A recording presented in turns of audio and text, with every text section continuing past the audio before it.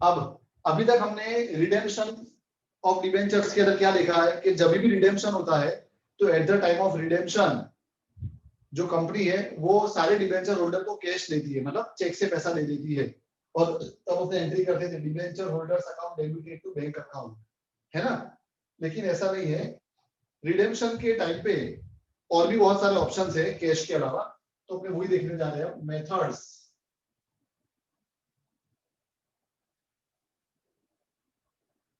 Of redemption of debentures,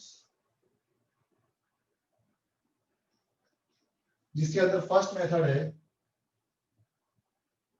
bye purchasing own debentures. Company क्या करेगी, खुद के डिबेंचर परचेज कर लेगी फ्रॉम ओपन मार्केट। जैसे स्टॉक एक्सचेंज होता है, अभी अपने को रिलायंस कंपनी के शेयर खरीदने हो, या मुकेश अंबानी भले खुद रिलायंस कंपनी का ओनर है, पर मुकेश अंबानी के पास तो शेयर है ही, उसको और अपने कंपनी के शेयर खरीदने, तो वो क्या करेगा, स्टॉक एक्सचेंज में से खरीदेगा अपने कंपनी के share.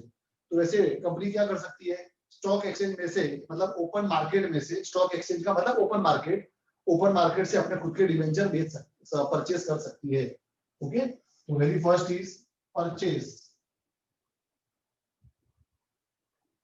Of own debentures from open market and cancelling them, और बाद में परचेस करने के बाद क्या करेगी, उसको कैंसिल कर देगी। ओके, मान लो एक सिंपल एग्जांपल लेता हूं मैं, एक एबीसी कंपनी है, इसने अपने बहुत सारे डिबेंचर्स मार्केट में इश्यू करे थे, मतलब डिबेंचर होल्डर्स को दिए थे, ये सब उसके डिबेंचर से, जो उसके debenture holder A B C D E को दिए हैं। ओके, अब उसमें से ये जो 3 डिबेंचर होल्डर्स है, ये लोगों अपने डिबेंचर को नहीं बेचने वाले हैं, ये लोग रिडेम्पशन तक राह देखेंगे, रिडेम्पशन के टाइम पे डायरेक्टली कंपनी को देंगे और कंपनी से पैसा लेंगे। ओके, तो इन लोग का तो redemption company at the time of redemption करेगी, पर जो डिबेंचर होल्डर डी है, उसके पास जितने भी डिबेंचर है, वो उस डिबेंचर को बेचने को तैयार है रिडेम्पशन से पहले ही। ओके, रिडेम्पशन से पहले ही वो अपने डिबेंचर को बेचने को तैयार है। ओके, तो ये अपने डिबेंचर को कहां दे देगा, स्टॉक एक्सचेंज में। ये स्टॉक एक्सचेंज है, स्टॉक एक्सचेंज, नीरज को ऐड करो। स्टॉक एक्सचेंज के अंदर ये अपने डिबेंचर को सेल करेगा, और यहीं से जो कंपनी है वो इस डिबेंचर को परचेज करेगी। तो डी ने रिडेम्पशन की राह नहीं देखी, डी ने रिडेम्पशन के टाइम पे कंपनी को नहीं बेचे, डी ने डायरेक्टली स्टॉक एक्सचेंज में बेच दिए, स्टॉक एक्सचेंज से कंपनी ने खरीद लिए। Stock exchange is a government body, okay, where purchase and sale of shares and debentures can be done. Okay, तो अब कंपनी ने डिबेंचर खरीद लिए, तो खरीदे होंगे तो पैसे देके खरीदे होंगे। ओके, तो खरीद लिया, अब खरीदने के बाद कंपनी क्या करेगी, अपने डिबेंचर को कैंसिल कर देगी, ताकि अब ये डिबेंचर का पैसा वो किसी और को ना दे। ओके, इसके लिए तो अब जब रिडेम्पशन होगा, तो रिडेम्पशन के टाइम पे क्या होगा, कंपनी को खाली पैसा किन किन लोगों को देना है, ए बी सी और ई को देना है, डी को नहीं देना है, क्योंकि डी से कंपनी ने पहले ही खरीद लिए है और खरीद के उसको कैंसिल कर दिए है। तो पहला मेथड है purchase of own debentures from open market and cancelling them. Any doubt? Sir तो कंपनी को लॉस होगी तो प्रॉफिट होगा स्टॉक एक्सचेंज से खरीदने में? प्रॉफिट लॉस इसमें नहीं होता बेटा, इसे प्रॉफिट भी हो सकता है कंपनी को, और एक मिनट, प्रॉफिट भी हो सकता है और लॉस भी हो सकता है, वो तो डिपेंड करता है ना कि कंपनी ने कौन से डिबेंचर इश्यू करे। मान लो कंपनी ने डिबेंचर वो वाले रिडीम करे which are redeemable at par, तो no profit no loss. Redeemable at discount होगा तो लॉस होगा, रिडीमेबल एट प्रीमियम होगा तो प्रॉफिट होगा। ओके, तो वो तो डिपेंड करता है डिबेंचर। सर तो कंपनी को पता कैसे चलता है कि उनका जो डी डिबेंचर होल्डर है उसने अपने डिबेंचर्स बेच दिए? वो तो स्टॉक एक्सचेंज में होते ही, अगर इसको बेचने होंगे ना तो स्टॉक एक्सचेंज में सेल के लिए रख देगा। शेयर मार्केट में क्या होता है, मुझे रिलायंस के शेयर खरीदने हैं, बराबर है, तो किसी न किसी ने, ये पूरे कंट्री में किसी न किसी ने रिलायंस के शेयर बेचने को रखे होंगे, वहीं से मैं खरीदूंगा। ओके, जैसे नहीं ओएलएक्स पे अपने रख देते, ओएलएक्स पे रख दो अपने को, जो बेचना है वो कोई ना कोई कहीं ना कहीं तो होगा खरीदने वाला, वो खरीदेगा उसको। ओके ओके सर, समझा, थैंक यू। तो चलो अब इसकी एंट्री क्या होगी, तो जब कंपनी खुद के ही डिबेंचर परचेस करेगी तो पहली एंट्री परचेस की क्या आएगी, own debentures comes in, debit what comes in, तो ओन डिबेंचर्स अकाउंट डेबिटेड, और खरीदेगी तो पैसा तो देना पड़ेगा, to bank account, narration being own debentures purchased.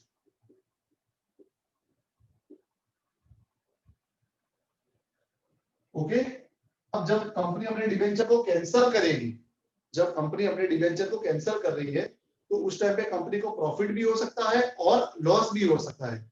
मान लो कंपनी को प्रॉफिट हो रहा है, अब जब कंपनी अपने डिबेंचर को कैंसिल करेगी, जब भी शेयर इश्यू होते हैं तो शेयर कैपिटल अकाउंट क्रेडिट होता है, और जब शेयर फोरफिट होते थे, याद करो, तो शेयर कैपिटल अकाउंट डेबिट होता था। वैसे ही यस सर। जब डिबेंचर कैंसिल हो गए तो डिबेंचर अकाउंट भी डेबिट होगा, जो भी होगा X% debenture account will be debited. और अगर कंपनी को प्रॉफिट हो रहा है, अब कंपनी अपने डिबेंचर कैंसिल कर रही है, कैंसिल कर रही है मतलब अब ये ओन डिबेंचर गोस आउट, तो टू ओन डिबेंचर्स अकाउंट, और अगर प्रॉफिट हो रहा है तो क्या आएगा, to profit on redemption account, okay, being own debentures cancelled. और अगर कंपनी को लॉस हो रहा है, ओके, तो भी डिबेंचर कैंसिल कर रही है तो डिबेंचर अकाउंट तो डेबिट होगा ही, X% debenture account debit, loss on redemption account debit, loss होगा तो डेबिट होगा, to debenture goes out own debentures account, narration तो वही रहेगा, being own debentures cancelled, okay. और थर्ड एंट्री, लास्ट एंट्री आएगी ट्रांसफर की, प्रॉफिट हुआ हो या लॉस हुआ हो, कहां ट्रांसफर होगा, statement of P and L statement of P&L account. Surplus of statement of P&L account में। मान लो प्रॉफिट हुआ है, तो जब भी प्रॉफिट होता है तो P&L अकाउंट क्रेडिट होता है, तो क्या एंट्री आएगी, profit on redemption account debited to surplus of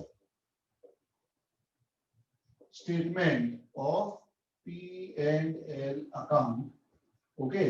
और अगर लॉस होगा तो P&L अकाउंट डेबिट होगा, तो क्या एंट्री आएगी, surplus of statement of P&L account debited to loss on redemption account, narration being profit या लॉस जो भी है, transferred to statement of P&L। Any doubt? No sir. तो चलो अब इसका एक सम देख लेते हैं, ये जर्नल एंट्री का मैं फोटो खींच लूं, फिर हम इसका सम देख लेते हैं।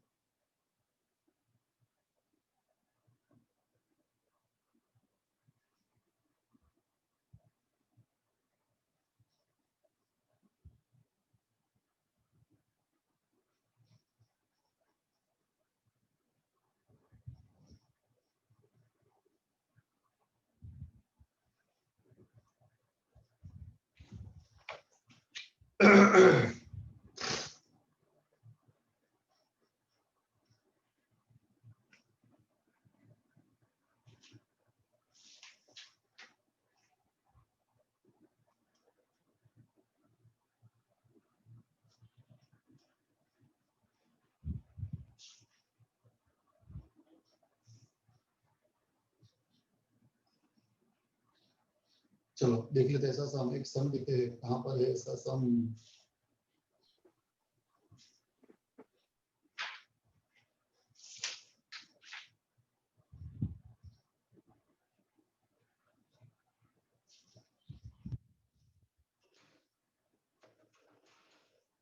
Just a minute.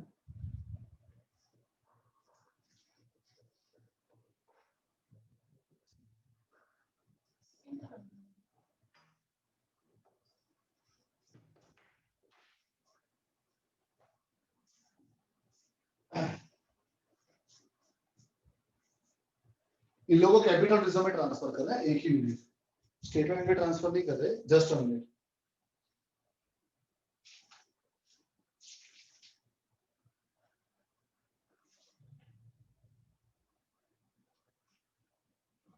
इन्वेस्टमेंट का एक ही मिनट है।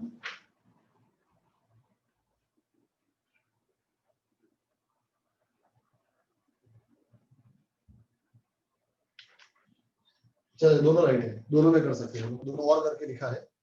चलो अब ऐसा सम देख लेते हैं जल्दी से। सम नंबर 25 पे आ जाओ। यहां तक कोई भी doubt? No sir. No sir. No sir. अब देखो सम नंबर 25 में क्या है। A company purchased its own 1500 debentures of ₹100 at ₹96। 100 rupees वाले डिबेंचर कंपनी ने 96 रुपीस में खरीदे, तो बोलो कंपनी फायदे में है कि नुकसान में है? फायदे में। फायदे में है। फायदे में। 100 रुपए वाले डिबेंचर अगर हम 96 में खरीदेंगे तो फायदे में ही है ना। Okay, and immediately cancels them after purchase, और परचेज करने के बाद उसको कैंसिल कर रही है। तो चलो फर्स्ट एंट्री बोलो क्या आएगी? डिबेंचर परचेज करने की क्या एंट्री आएगी बोलो? ओन डिबेंचर कम्स इन, तो ओन डिबेंचर्स अकाउंट डेबिटेड। कितने डिबेंचर्स परचेज करें कंपनी ने? अपने खुद के 1500 डिबेंचर, और कितने रुपए में परचेज करें? 96 रुपीस में।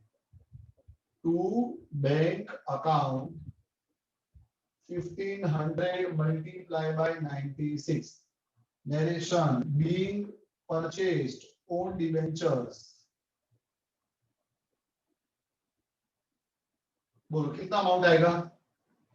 1500 into 96, जल्दी करो कैलकुलेटर से। 1,44,000।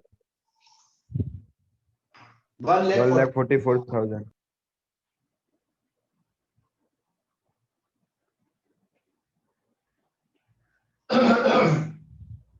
सेकंड, अब कंपनी अपने डिबेंचर को कैंसिल कर रही है, तो कैंसिल करने के टाइम क्या होगा? शेयर कैपिटल जब कैंसिल होता था, शेयर सब कैंसिल होते थे, फॉरफिट होते थे, तो शेयर कैपिटल डेबिट होता था। अब डिबेंचर कैंसिल हो गए तो X% डिबेंचर अकाउंट डेबिट होगा, पर ये सम के अंदर परसेंटेज नहीं दिया तो नहीं लिखने का, सिंपल डिबेंचर्स अकाउंट डेबिटेड। अब इसमें तो हमेशा फेस वैल्यू भी आएगी, है ना? तो 1500 multiply by 100 to own debenture goes out, own debentures account 1500 multiply by 96। Okay, और इसमें प्रॉफिट हो रहा है, क्रेडिट में डिफरेंस आ रहा है। प्रॉफिट हो रहा है कि लॉस हो रहा है वो ज्यादा सोचने का नहीं, सोचोगे तो भी अच्छा है, पर नहीं सोचोगे तो भी भाई इस बार डिफरेंस कहां पे आ रहा है? क्रेडिट साइड पे डिफरेंस आ रहा है। क्रेडिट का डिफरेंस का मतलब क्या हुआ? प्रॉफिट है। तो to profit on redemption account, कितने का प्रॉफिट हुआ? 4 रुपीस का। इधर आएगा 1,50,000, इधर आएगा 1,44,000, और इधर 1500 into 4 कितना होगा बोलो? 6,000। 6,000। 6,000। being own debentures cancelled।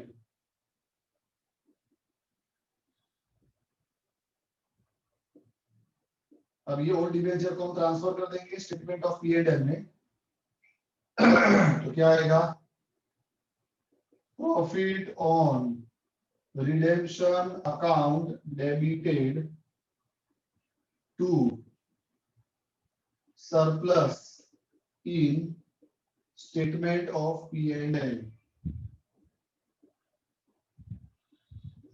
How much rupees? 6,000।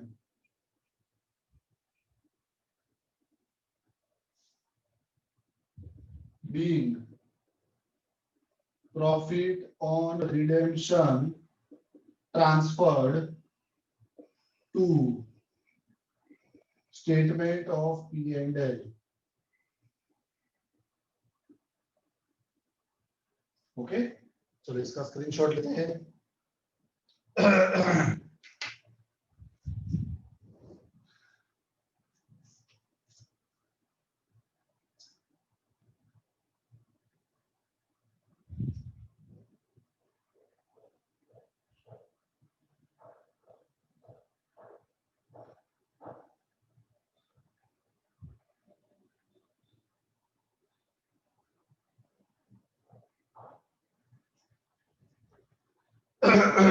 Next question number 26।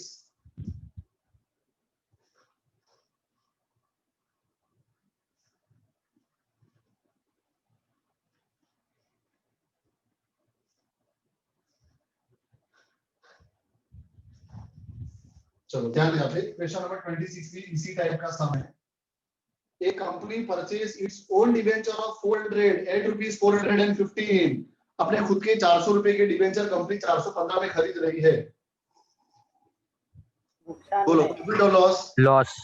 Loss and immediately cancels them. चलो फर्स्ट एंट्री क्या आएगी बोलो?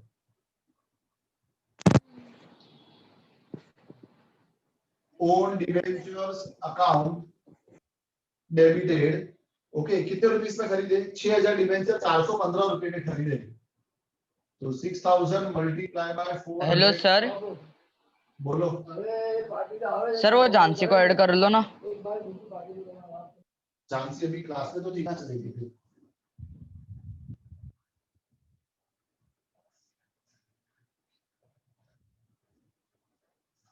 To bank account 6000 multiply bye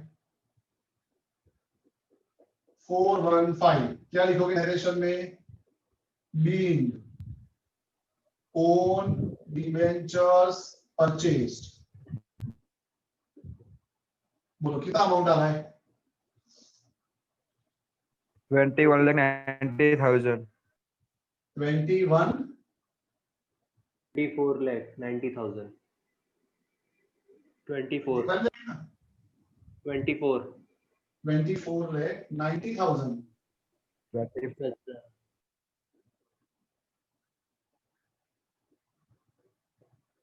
अब कंपनी अपनी डिबेंचर को कैंसिल कर रही है, तो कैंसिल करेगी तो क्या होगा?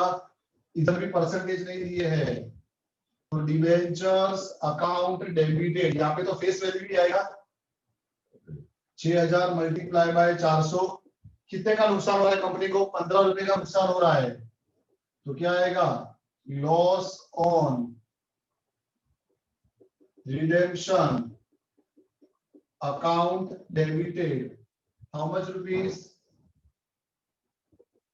6000 मल्टीप्लाई बाय 15 टू क्या आ जाएगा? Own debentures account 6000 multiply by 415। Okay, narration क्या लिखोगे? Being own debentures cancelled. Okay, amount मैंने लिख रहा, तुम लिख देना। और लास्ट एंट्री, ये जो लॉस है उसको हम स्टेटमेंट ऑफ पीएनएल में ट्रांसफर करेंगे, तो surplus in statement of P and L account debited. कितने का लॉस हुआ है? 6000 इंटू 15 का, to loss on redemption account 6000 into 15। Narration being loss on redemption of debentures transferred to statement of P and L. Any doubt? No sir. चलो फटाफट इसका भी screenshot ले लेते हैं, फिर हम आगे बढ़ते हैं।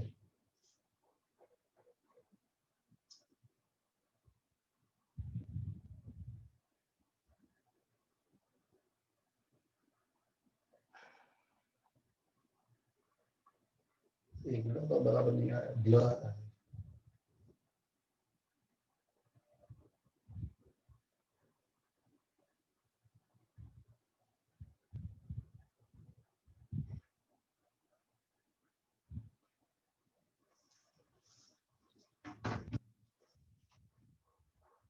अब नेक्स्ट टॉपिक देख लेते हैं, इन्वेस्टमेंट इन ओन डिबेंचर्स। अब कंपनी ऐसा भी कर सकती है कि कंपनी क्या करेगी, अपने डिबेंचर में इन्वेस्टमेंट करेगी, अपने डिबेंचर खुद ओपन मार्केट से खरीदेगी, पर उसको कैंसिल नहीं करेगी इन्वेस्टमेंट के लिए।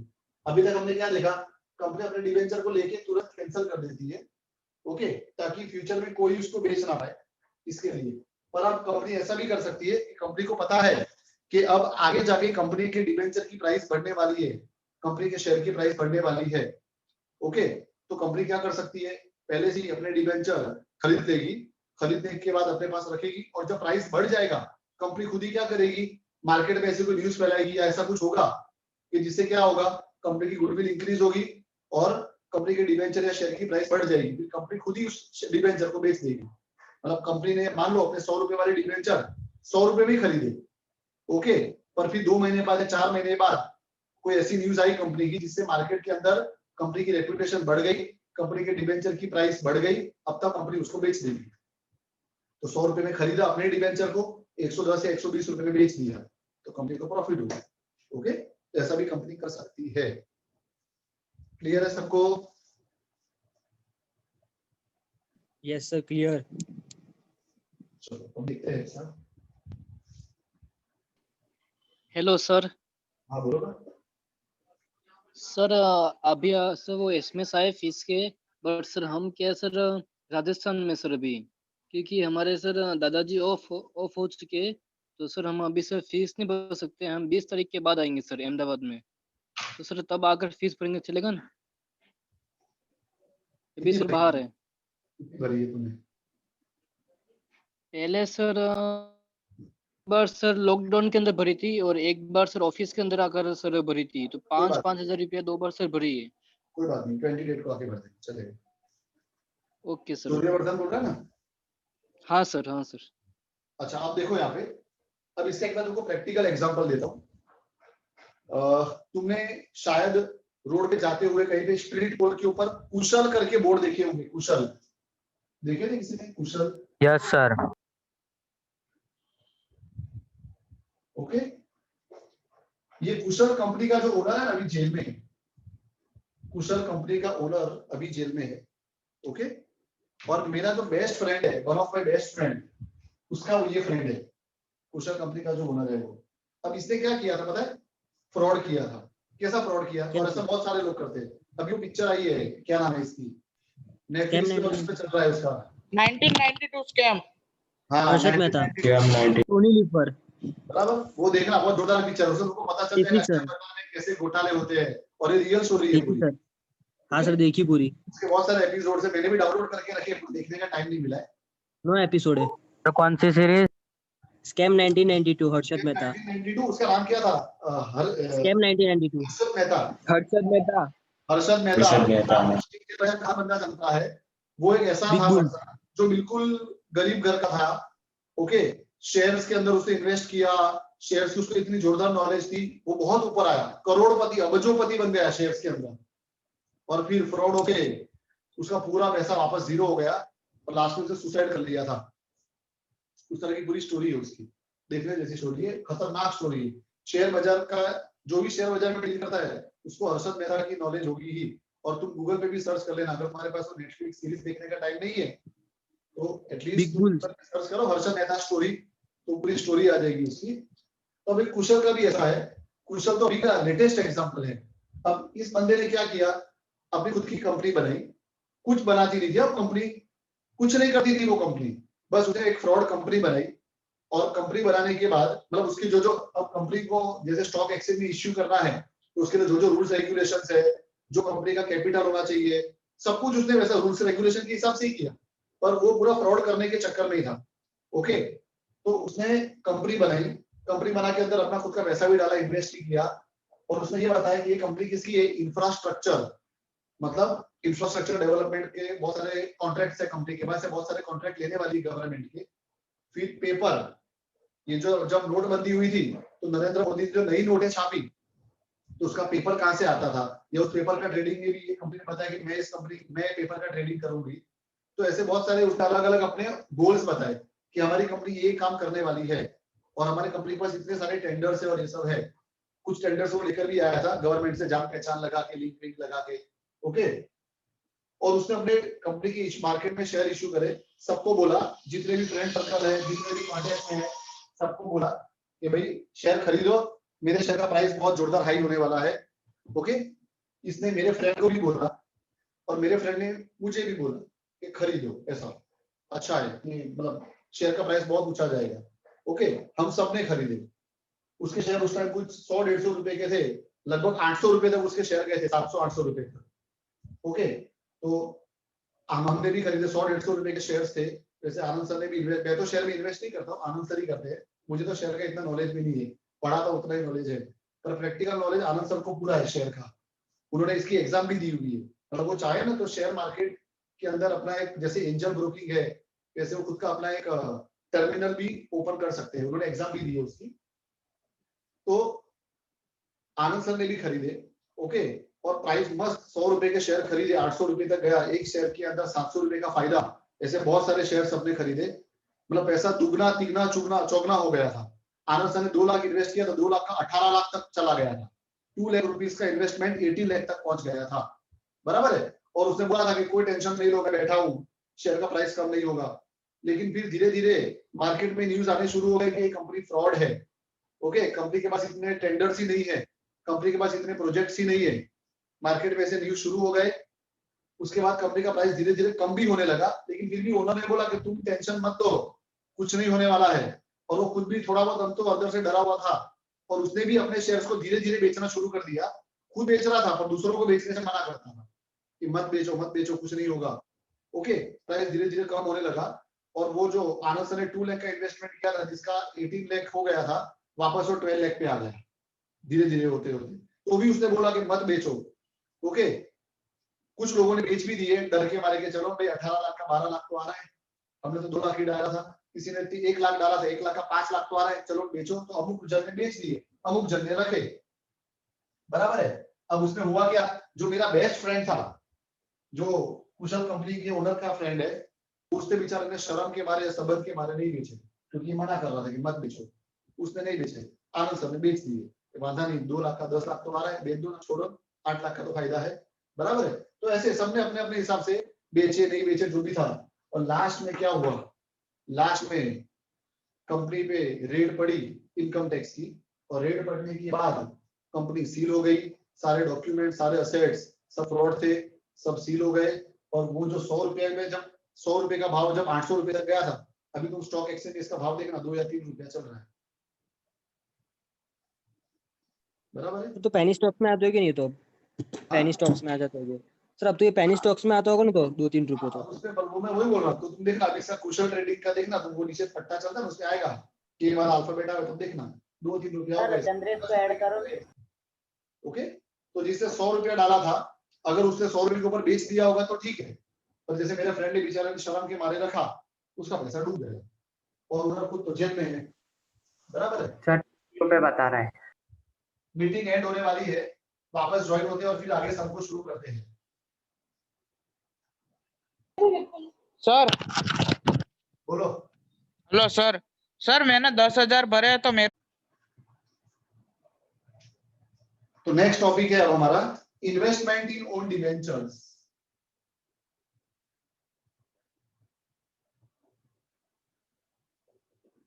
Investment in own debentures. अब देखो यहां पर सबसे फर्स्ट एंट्री, जब हम इन्वेस्टमेंट करेंगे तो क्या एंट्री आएगी, बोलो। जब हम इन्वेस्टमेंट करेंगे तो हमारे डिवेंचर्स हमारे पास आएंगे वापस। ओके, और Yes, पैसा sir. आपको देना पड़ेगा। तो To bank. Investment in own debentures account debited to bank account being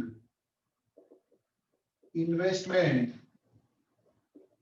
done in own debentures, खुद के डिवेंचर्स में इन्वेस्टमेंट किया है।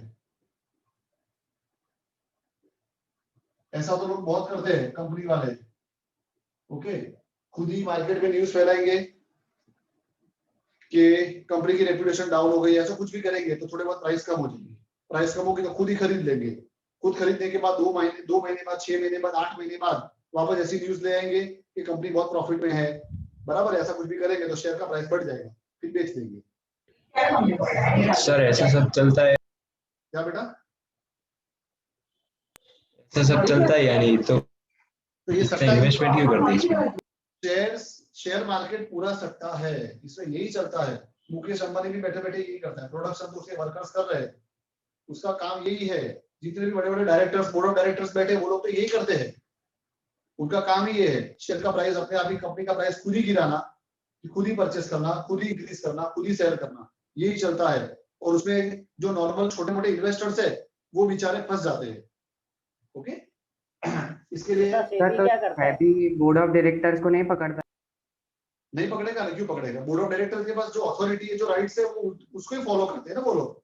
बोर्ड ऑफ डायरेक्टर्स खुद, मेरी कंपनी है तो मैं अपने कंपनी के प्राइस खुद कम कर सकता हूँ और खुद बढ़ा भी सकता हूँ, पर मैं जानबूझ के मैं 100 रुपए वाले शेयर को 10,000 कर दूं तो कोई खरीदेगा ही नहीं, तो मेरे कंपनी की इतनी रेप्यूटेशन ही नहीं है, बराबर है। तो बहुत सारे नॉर्म्स है, बहुत सारे रूल्स है उसके, उसको फॉलो करना है, लेकिन फिर भी ऐसा सब चलता है शेयर मार्केट में, ओके।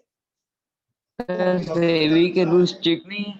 तुम लोग फ्री हो ना, हर्षद मेहता पिक्चर के वो एपिसोड्स आए ना, रोज थोड़ा थोड़ा देख लीजिए, आधा घंटा। देखिए सर, पूरी नॉलेज बहुत डिटेल में बताया स्टॉक मार्केट को। सर रूल्स स्ट्रिक्ट नहीं है उसके, सेबी के?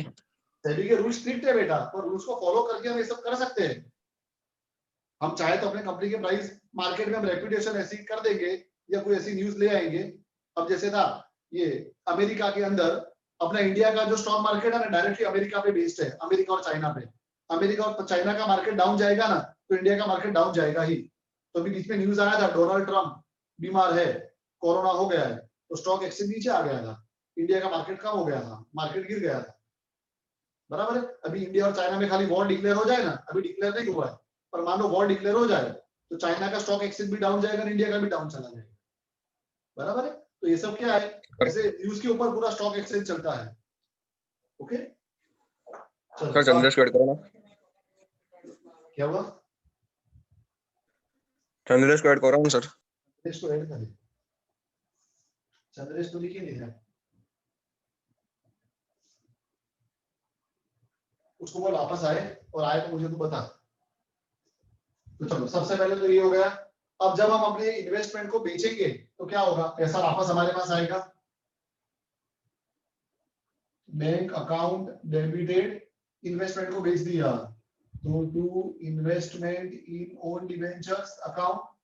अब जब इन्वेस्टमेंट को बेचेंगे तो हमको प्रॉफिट भी हो सकता है और लॉस भी हो सकता है। अगर प्रॉफिट हुआ है तो क्या लिखोगे? प्रॉफिट हुआ है तो क्या लिखोगे, बोलो? To profit of investment, sale of investment account, वो क्रेडिट होगा। और अगर लॉस हुआ है, पैसा तो बिजनेस में आएगा, कंपनी में आएगा, तो बैंक अकाउंट डेबिटेड। लॉस हुआ है तो लॉस को भी डेबिट करने का,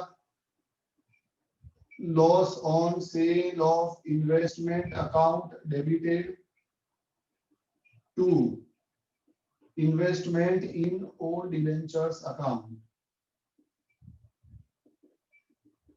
narration being investment sold, investment in own debentures sold. Any doubt? और अगेन ये जो भी प्रॉफिट या लॉस होगा उसको क्या करेंगे हम? Surplus of statement of P&L में ट्रांसफर करेंगे। तो वो तो एंट्री आएगी ना सबको। क्या एंट्री होगी बोलो? अगर प्रॉफिट हुआ है तो P&L अकाउंट क्रेडिट होगा, तो क्या एंट्री आएगी? Profit on sale of investment account debited to surplus of statement of P&L.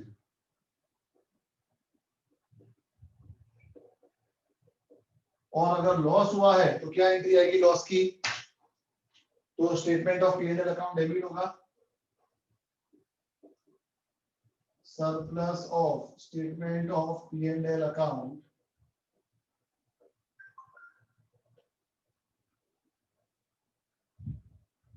Debited to क्या आएगा,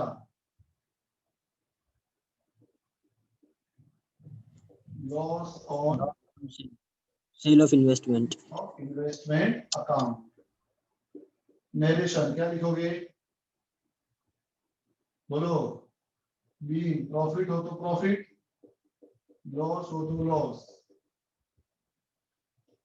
transferred to statement of P&L। Any doubt?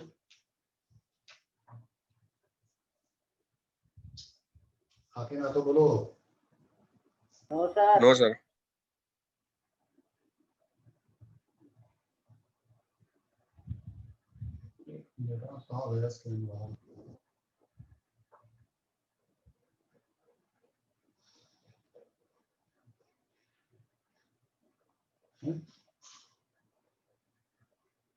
एक मिनट, ऐसा क्यों हुआ? मैंने आपको स्कैन करा तो कहाँ चला गया?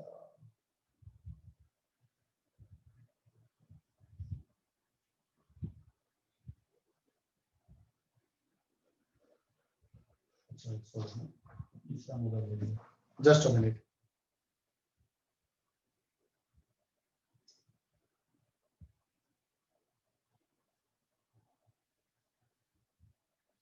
चलो इसका एक सम देख लेते हैं।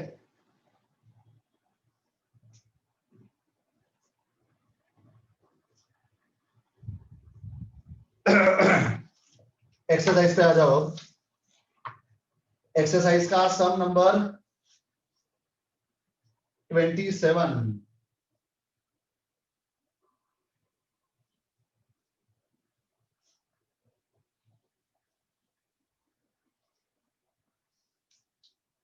अब देखो इसमें दो है, एक एक करके देखते हैं। पहले first, Jaspreet apparels limited issued 6000 12% debentures. अच्छा, सारी एंट्री करने को बोला है इसमें। Record all the necessary journal entry of ₹6000 at ₹300 each. तो चलो पहले इश्यू की एंट्री क्या होगी बोलो। डिबेंचर को इश्यू करा है तो क्या एंट्री आएगी, बैंक अकाउंट डेबिटेड। कितने डिबेंचर इश्यू करे हैं, 6000। जस्ट अ मिनट, मंकीज आ गए हैं, मंकीज, इसके लिए 2 मिनट। वांदरे, हाँ वांदरे आ गए, एक आदमी ना बोलना पड़ेगा। पायड़ा बंद कर देना वरना अंदर आ जाएंगे। चलो शुरू करते हैं। Purchase account, sorry bank account debited. कितने डिबेंचर है बोलो, 6000 मल्टीप्लाई बाय कितने रुपए में हमने इश्यू करा, 300 रुपीस में, to 12% debentures application and allotment account 6000 multiplied by 300 narration being debentures issued at par। ये खाली being debenture issued लिखोगे तो भी चलेगा। अब इसको हम ट्रांसफर करेंगे डिबेंचर अकाउंट के अंदर, तो क्या आएगा, 12% debenture application and allotment account debited. Recording चालू है ना, देखो तो एक बार। Yes sir. To 12% debenture account 6000 multiply by 300। अच्छा एक मिनट, रिडीमेबल के बारे में कुछ बोला है? रिडीम्पशन के बारे में कुछ बोला है? नहीं बोला है। तो 600 इंटू 300। नरेशन क्या लिखोगे, being debenture application and allotment account transferred to 12% debentures account.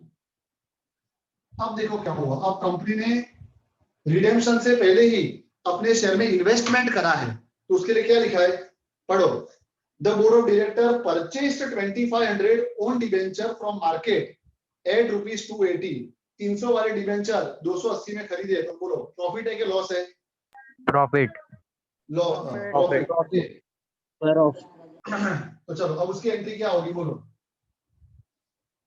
Invest in own debentures. Own debentures account debited. कितने डिबेंचर खरीदे? 2500। कितने रुपए में खरीदे? 280 में। तो 2500 मल्टीप्लाई बाय 280, और इतना पैसा चेक से दिया होगा।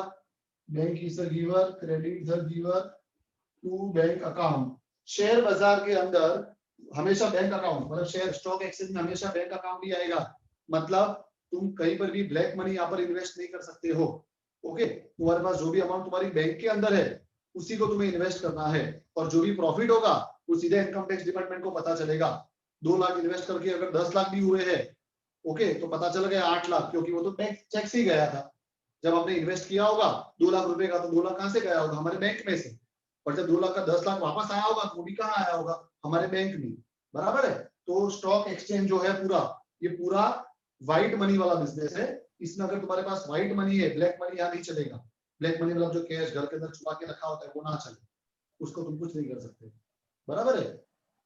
ओके इसलिए सर। बहुत क्लीन बिजनेस है, ये बहुत क्लीन बिजनेस है। इसमें अपने आप तुम जो भी प्रॉफिट अर्न करते हो उसका अपने आप टैक्स वैक्स सब कट हो जाता है। ओके, इसमें कोई मगजमारी नहीं है, पर रिस्क बहुत है। ओके, तो to bank account 2500 multiply by 280। Narration क्या लिखोगे? Being investment made in own debentures. अब इन्वेस्टमेंट करने के बाद कंपनी ने खुद के डिबेंचर को बेच दिया। कितने में बेचा? तो लिखा है after few months company sold own debentures at 310 रुपया। 310 दिया, कंपनी के पास कितना पैसा आया होगा? बैंक अकाउंट डेबिटेड 2500 डिबेंचर बेच दिए 310 रुपए में, खरीदे थे 280 में और बेचे 310 में, तो कितने का प्रॉफिट हुआ? 30 रुपए का। 30 रुपीज का प्रॉफिट हुआ। Yes sir. Own investment in own debenture, debenture को बेच रहे हैं, तो to investment in own debentures account कितना था इन्वेस्टमेंट? 2500 इंटू 280, और जो 30 रुपीज का डिफरेंस आ रहा है वो क्या है? Profit on sale of investment account 2500 multiply by 30. Narration being investment in own debentures sold. और लास्ट एक एंट्री क्या होगी? जो भी प्रॉफिट या लॉस हुआ है उसको हम ट्रांसफर कर देंगे statement of P and L में। इतना प्रॉफिट हुआ है तो क्या एंट्री आएगी? बोलो। Profit on sale of investment account debited 2500 multiplied by 30 to statement of P&L account 2500 multiplied by sir statement आएगा क्या सरप्लस? नहीं, स्टेटमेंट लिखो चलेगा, क्योंकि तो ट्रांसफर कर रहे हैं ना। सरप्लस कब लिखना होता है मेन? तो ऐसे लिखोगे सरप्लस तो चलेगा, बाकी सरप्लस कब लिखते हैं?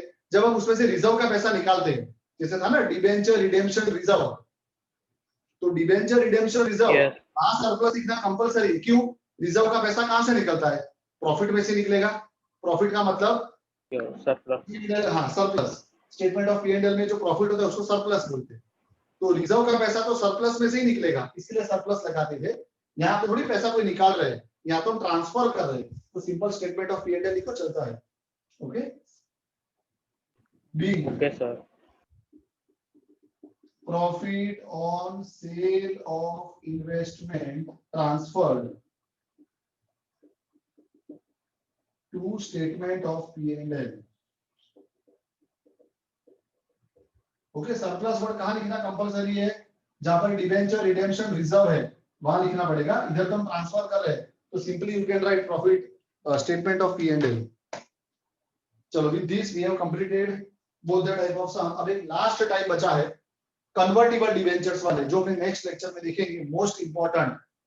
ये हमने देखा मेथड्स ऑफ रिडेम्पशन, एक देखा जिसमें कंपनी अपने डिबेंचर को परचेस करती है और कैंसिल करती है, दूसरा अपने डिबेंचर को इन्वेस्ट करती है और फिर सेल करती है। ओके, अब हम लास्ट टॉपिक देखने वाले हैं sums based on convertible debentures, जहां पे रिडेम्पशन के टाइम पे हम क्या करेंगे, हमारे डिबेंचर को कन्वर्ट कर देंगे या तो शेयर्स में या तो न्यू डिबेंचर्स में। वो अपने नेक्स्ट लेक्चर में देखेंगे।